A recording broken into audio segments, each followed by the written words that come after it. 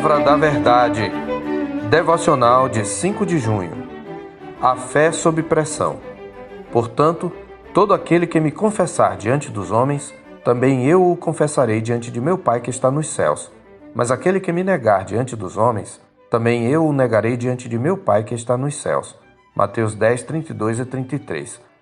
As palavras de Cristo registradas no texto da nossa meditação frequentemente são citadas pelos que se utilizam do sistema de apelo em sermões evangelísticos como forma de estimular pessoas a confessarem a Cristo como Senhor.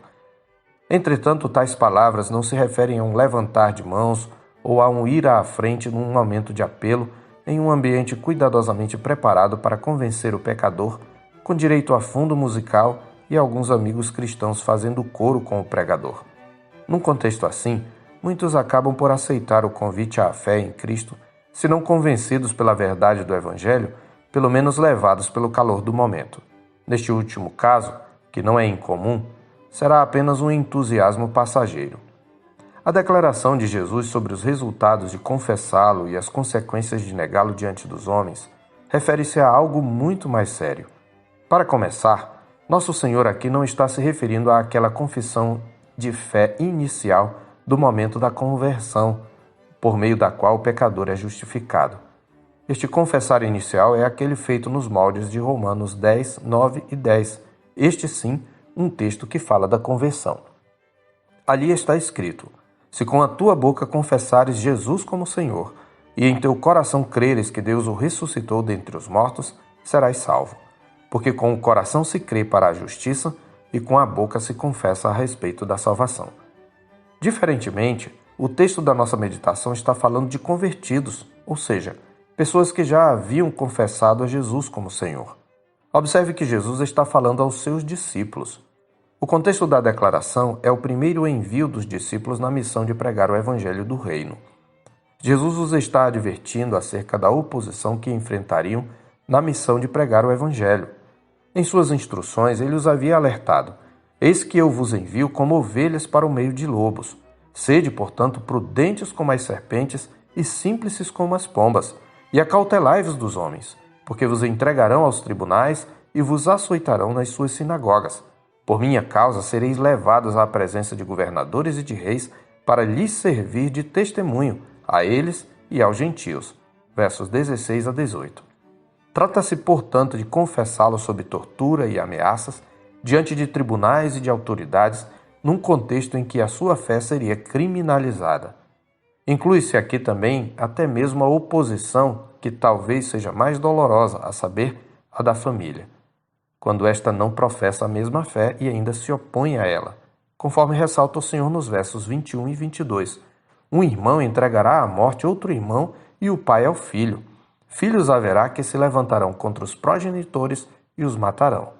E como se isto não bastasse, além de antecipar os sofrimentos que os discípulos passariam por causa dele no futuro próximo, Jesus adverte acerca da futura oposição generalizada ao Evangelho que antecederá a sua vinda. Ele diz: sereis odiados de todos por causa do meu nome.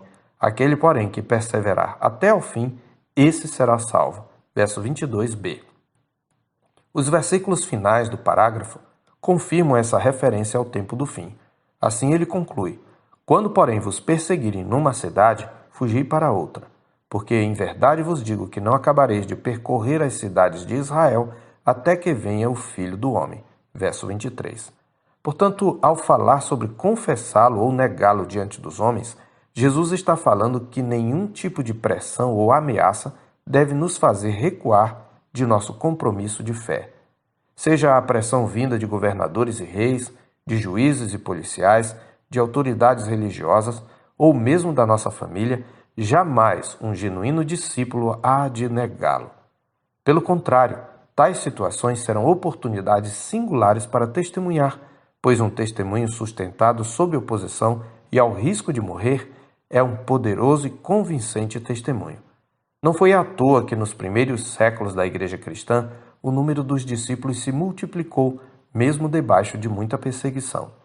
Isto porque Jesus também promete que o próprio Espírito Santo capacitaria seus discípulos a testemunharem com poder e autoridade, mesmo diante do tribunal, conforme os versos 19 e 20. E quando vos entregarem, não cuideis em como ou o que haveis de falar, porque naquela hora vos será concedido o que haveis de dizer, visto que não sois vós os que falais, mas o Espírito de vosso Pai é quem fala em vós. É fácil confessar Jesus em um contexto onde ser evangélico se tornou moda. É muito fácil uma pessoa gritar que é louca por Jesus, incitada por alguma celebridade da música gospel, sob luzes e fumaças, além de mantras hipnotizantes. É fácil cheirar uma Bíblia imitando um cheirador de cocaína para simbolizar uma suposta loucura apaixonada por Jesus.